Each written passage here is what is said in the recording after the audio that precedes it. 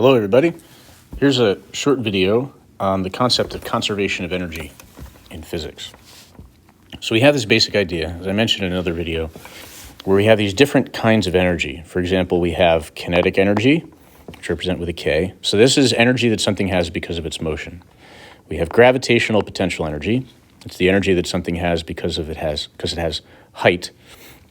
There's elastic potential energy that something has because of its stretch or compression, like a spring or a bow or a rubber band or something like that. Those are the three basic types of energy that we have. We also have internal energy, which everything has, usually shows up in the form of temperature, but also just has to do with the general internal structure of something. So we don't really consider it a type of mechanical energy, but we're going to want to keep track of it. And then we have work. Work is not a kind of energy. Instead, what work is force over a displacement. And what it does is it creates a change in the energy of a system. Okay. And so here's the basic idea, is that through any process, the energy is conserved. In other words, we can keep track of it. We can keep track of where it comes from and where it goes. And if there is no work done from outside the system, then the total amount of energy is the same. It's constant. Okay. And we can express this in an equation. A former colleague of mine, Catherine Burns, used to call this the GAPC equation. And it looks like this. So the initial kinetic energy plus the initial gravitational potential energy plus the initial elastic energy plus any work that's done on the system from the outside is equal to the final kinetic energy plus the final gravitational potential energy plus the final elastic potential energy plus any change in the internal energy of the system. And that's it. This is basically the law of conservation of energy in equation form. She called it the GAPC equation. Stands for General All-Purpose Solves Everything equation.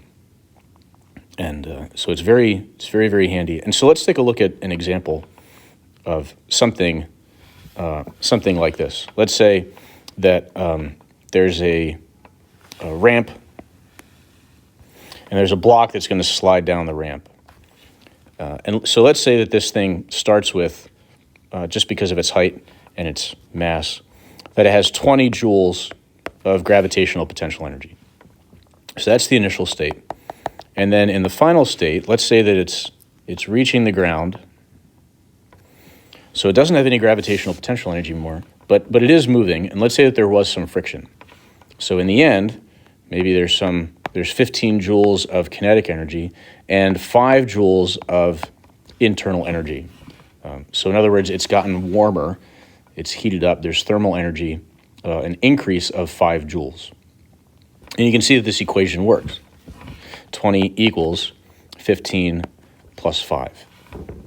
Okay. And so you could take any process, any situation, no matter what happens in between, and this formula, if we can call it a formula, really it's more of a mathematical expression of a concept, should work.